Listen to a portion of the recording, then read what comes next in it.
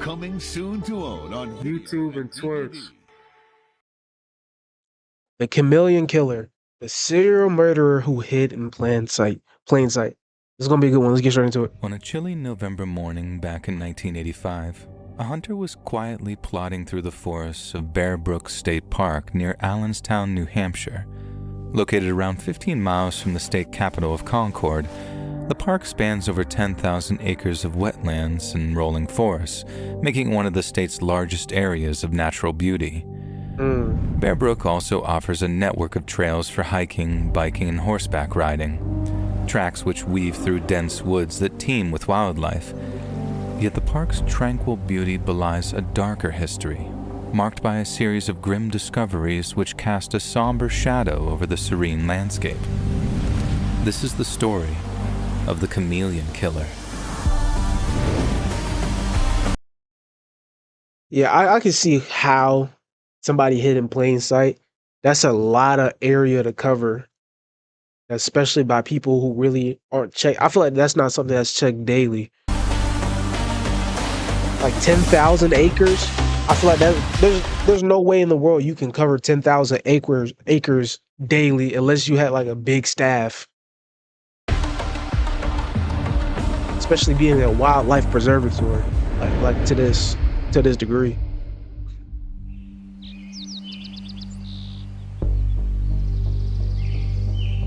Allenstown, New Hampshire, 1985. As the hunter walked near the charred ruins of an old burned-down general store, his eyes caught a glint of metal from some nearby underbrush. Curiosity got the better of him. Then, on closer inspection, he found the glint belonged to the rusted metal of a 55-gallon oil drum.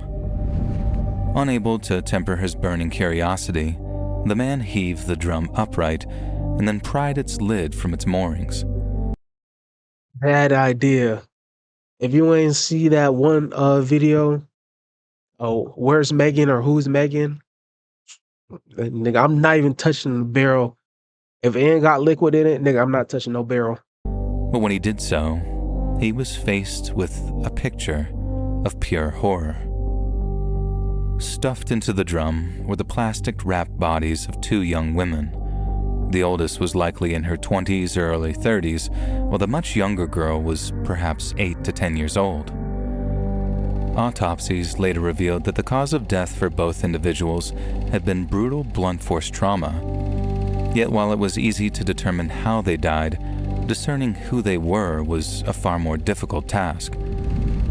The older of the two victims was a young Caucasian, perhaps in her late 20s or early 30s, but with traces of Native American ancestry. Her teeth, marked by multiple fillings and 3 extractions, hinted at a life of personal and perhaps familial neglect. She also had curly brown hair and was somewhere between 5 feet 2 and 5 feet 7 inches tall. Found beside her was a girl no older than 11, but possibly as young as 5, as she bore signs of a hard life. In life, she stood between 4'3" and 4'6" inches tall, and pneumonia had severely scarred her lungs. She had a crooked front tooth. There were noticeable gaps between her top teeth, but unlike the older females, her teeth bore no fillings. Police appealed to the public for information, but when no one came forward to claim the nameless victims, they were laid to rest in an Allenstown cemetery under a simple tombstone bearing the following inscription: "Here lies the mortal remains, known only to God, of a woman aged 23 to 33 and a girl child aged 8 to 10. Their slain bodies were found on November 10th, 1985 in Bear Brook State Park. May their souls find peace in God's loving care." For a long, long time, it seemed the females' identities would forever remain a mystery. Yet 15 years later, on May 9th of the year 2000, the woods whispered another secret.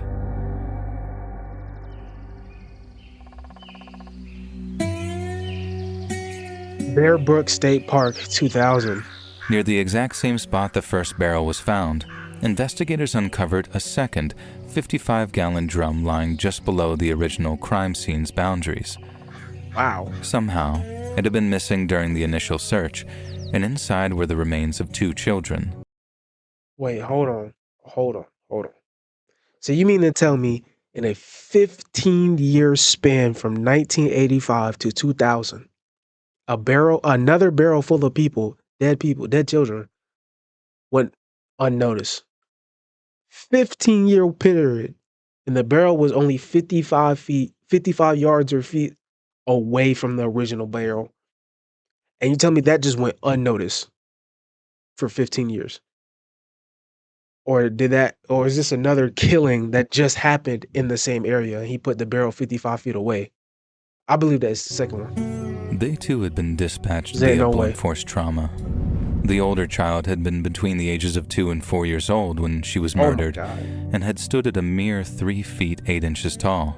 The police also determined her pronounced overbite, along with a gap between her front teeth, may have given her a distinctive and easily recognizable smile. The youngest was between the ages of 1 and 3 years old, a toddler whose life was cut short before it could truly begin. She stood between 2 feet 1 and 2 feet 6 inches tall, had long blonde or light brown hair, and like the others, she had a gap between her 2 front teeth. In the early days in the investigation, detectives cast a wide net, sharing details of the case across the United States and into parts of Canada, and what amounted to a desperate search for answers. They chased down hundreds of leads, ruling out at least 10 possible identities for the victims in the process. But even after weeks upon weeks of solid investigation, the names of the woman and 3 girls remained elusive. In June of 2013, the National Center for Missing and Exploited Children breathed new life into the case by unveiling a series of updated facial reconstructions. These weren't just sketches. They were digitally rendered images which included important physiological AI before details, AI. such as the gaps and overbites that shaped the victims' faces. They were, however, rendered in a haunting black and white, as their skin tones and eye colors were details that had not yet been determined. As science advanced, so did the clues, because in 2015, DNA profiling unlocked a key piece of the puzzle. Analysis of their mitochondrial DNA showed the oldest victim was the mother of the oldest and youngest girls, and they were believed to have lived together.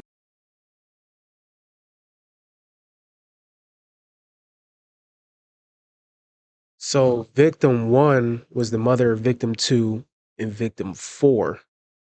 Victim 2 was the one that was around 11 years old, and victim 4 was the one that was 1 or 2 years old. So who is victim 3 related to, or is that like family friend Together or in the something? northeastern United States for at least 2 weeks to 3 months prior to their deaths. They must have moved to the Bear Brook area not too long before their deaths, possibly in an attempt to escape their killer. DNA analysis also confirmed that the third child was indeed the daughter of Terry Peder Rasmussen, a serial killer who'd passed away in prison back in 2010. He was convicted of just 1 murder, but was linked to at least 5 more in a series of crimes that He definitely killed his daughter. stretched across the country between 1978 and 2002. Due to his use of many aliases, most notably Bob Evans, Rasmussen became known by the chilling moniker, the Chameleon Killer. The Chameleon Killer. In 1999, a young man posted a message on the website Ancestry.com hoping to find Sarah, an older half-sister he'd never met, who was born in California during her father's time in the Marines. Nearly 2 decades later, in October 2018, a librarian turned amateur detective named Rebecca Heath stumbled across the man's post while scouring the internet for clues to the identities of the Bear Brook victims. After digging deeper, Heath learned that Sarah's mother, Marlise Honeychurch, had an older daughter from a previous marriage, and their ages chillingly aligned with the 3 related victims found in Allenstown barrels. Imagine going on your Ancestry.com and realizing all your ancestors are just straight villains. Like they're just like villains. Evil of the evil type of people. Another breakthrough came when a relative Heath contacted revealed that Marlise had married a man named Rasmussen. Convinced that she had cracked the case, Heath shared her discovery with Detective Peter Headley, setting the stage for a long overdue reckoning. On June 6, 2019, New Hampshire police had a press conference in which they revealed the identities of 3 of the Bear Brook victims. The eldest was Marlise Elizabeth Honeychurch, born in 1954, and her daughters were Marie Elizabeth Vaughn, born in 1971, and Sarah Lynn McWaters, born in 1977. The family had vanished from their home in La Puente, California around Thanksgiving of 1978, and it was deemed no coincidence that Marlise had been dating Terry Peder Rasmussen at the time. Following a heated argument with her mother, Marlise stormed out, taking her daughters with her and cutting all ties with her family. She then began using the alias Elizabeth Evans for legal documents in May of 1980, no doubt as an attempt to avoid being found. According to friends, Marlise's life prior to meeting Rasmussen had been a tapestry of failed relationships. She married Marie's father in June of 1971, but divorced him just a few years later in 1974. She then wed young Sarah's father in September of that same year, but they too separated shortly after their engagement. I'm gonna lie, she get married too fast. Getting married the same year you got a divorce is a crazy sentence. By the time she began dating Rasmussen, Marlise had regained custody of both her daughters, but unfortunately, this put them right in the clutches of one of America's most elusive serial killers. Wow. In 2002, Terry Peder Rasmussen was found guilty of murdering his then-wife, Eun Sun Jun. His pattern involved forming relationships with women and their children, often living with them for months or years before killing them. The Bear Brook victims were killed by blunt force trauma, then dismembered and disposed of in barrels, exactly the way Rasmussen disposed of Eun Sun Jun. But what sets the Bear Brook murders apart from his other works of malice is that in this case, Rasmussen chose to murder his own daughter, his own flesh and blood. Over the years, many have asked why, but unfortunately, it seems his motivation will forever remain a mystery. In November 2019, a funeral was held in Allenstown to honor Marlise and Marie. Their names were etched on a new headstone to replace the one that had mourned them as unknowns. While family members, including some of Marlise's relatives and Rasmussen's daughter from his first marriage, gathered to say goodbye. Little Sarah, on the other hand, was laid to rest in Connecticut, closer to her father's family at the behest of her elderly paternal grandparents. Marlise Honeychurch, Marie Vaughn, and Sarah McWaters each had their lives cut short before being buried in rusted oil drums, but they were lucky enough to have their names restored. The same cannot be said for the fourth child's identity. Known only as Rasmussen's daughter through advanced DNA testing, the identity of the young girl found in the second drum remains a mystery. Her mother is believed to be one of Rasmussen's victims, but much like her daughter, her exact identity remains unknown. In 2021, forensic investigators traced the fourth girl's lineage to relatives in Pearl River County, Mississippi, while around the same time, Rasmussen's daughter from his first marriage shared a haunting memory. Andrea Steers believes she met this girl, whom she calls Jane Doe, when they were both very young and recalls her quite possibly being half Asian. Yet even with so many pieces of the puzzle having already fallen into place, the full story of this child still lingers in the shadows, waiting to be told.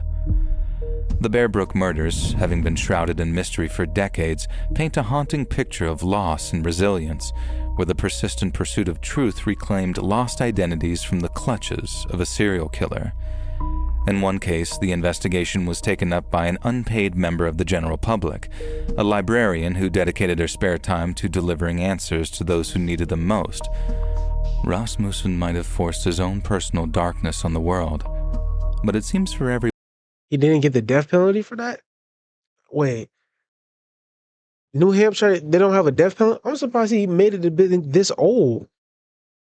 I feel like he should have got the death penalty by now. He killed his wife. He killed 2 of his wives, 2 of his wives' children, and he killed his own child. Like infants. I feel like that's instant death penalty. one monster who sows pain and death, there are hundreds of good-natured citizens lighting candles to guide the way. May they be commended, and may they continue their fight against evil until, God willing, there's no more evil to fight.